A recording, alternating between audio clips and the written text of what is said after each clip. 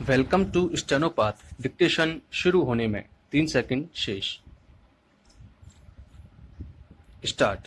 कहने को तो नेता जनता की यानी हम आप जैसे नाचीजों के सेवक हैं, लेकिन धुलाई यानी टैक्स वसूली पर उतर आए तो अच्छों की आमदनी छीन लेते हैं। विराम।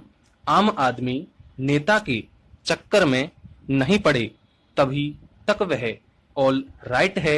नेता से मिलने के बाद एक बार आम आदमी की जुबान खुल नहीं गई तो नेताजी भी अपने धंधे के पक्के नहीं, अपना नाम बदल लेंगे। विराम।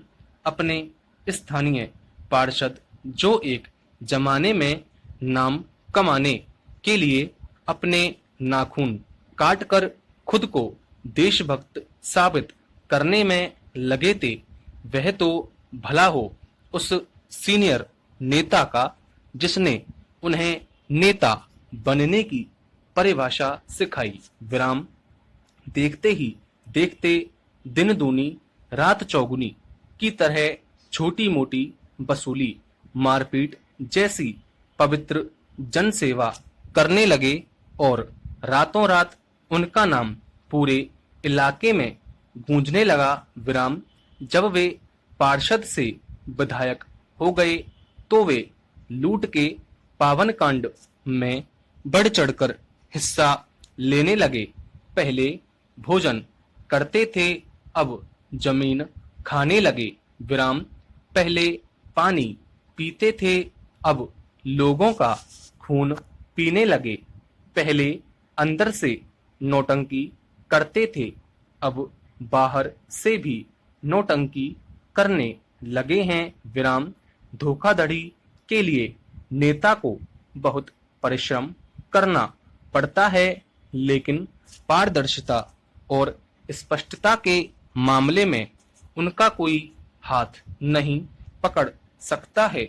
विराम। अपने इलाके में उन्होंने बड़े बड़े अक्षरों में मर्यादा पूर्वक साफ साफ लिखवा रखा है कि हम आपकी सेवा में हैं। विराम। स्वाभाविक है कि अघोषित लूटने के अधिकार के तहत मेवा प्रसादी के आंकड़े आम आदमी के अलावा शासन और राजनीति के समानार्थ सार्वजनिक नहीं किए जा सकते थे। विराम। लेकिन फिर भी आम आदमी का तजुर्बा इतना पक्का रहा है कि चुनाव होने के 2-4 महीनों में ही वे जान जाते थे कि नेता ऊपर से लूट रहे हैं या भीतर से। विराम। जो भी हो, सब कुछ पा लेने के बाद हर चिंदी नेता प्रसिद्ध भी होना चाहता है। भाग्य का खेल है जिसमें ना गोटी होती है ना पासे। विराम। लेकिन यह भी सही है कि उनके 9 ग्रह बलवान होते हैं। नेता के मामले में तो किसी को शक होना ही नहीं चाहिए, वे स्वयं 10वें ग्रह हैं। विराम।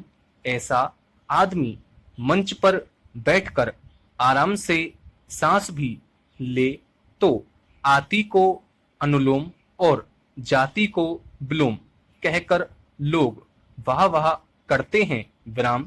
इसकी टोपी उसके सर और उसकी टोपी इसके सर, सरीखे विलोम के तो वे मास्टर हैं। सोचा कि आधी कला तो आती है, आधी ही आजमा लें तो मतदाता भेड़ों की तरह आ गिरेंगे। विराम। पैरा।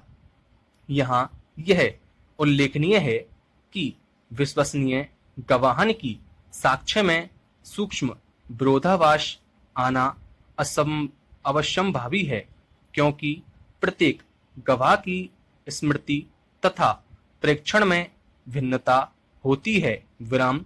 उक्त विवेचन के प्रकाश में हस्तगत प्रकरण में महत्वपूर्ण साक्षीगण के बयानों में जो विरोधाभास आए हैं वह मामूली प्रकृति के हैं तथा उक्त विरोधाभास आना कतई अस्वाभाविक नहीं है। विराम। आरोपीगण ने धारा 313 दंड प्रक्रिया संहिता के कथनों में उनको झूठे फंसाए जाने का तर्क भी रखा है, किंतु कोई स्पष्टीकरण नहीं दिया गया है कि किस प्रकार उनको हस्तगत प्रकरण में झूठा फंसाया गया है। विराम। ऐसी स्थिति में कोई युक्तियुक्त स्पष्टीकरण बचाव पक्ष द्वारा नहीं दिए जाने से उक्त तर्क स्वीकार किए जाने योग्य नहीं पाया जाता है। विराम।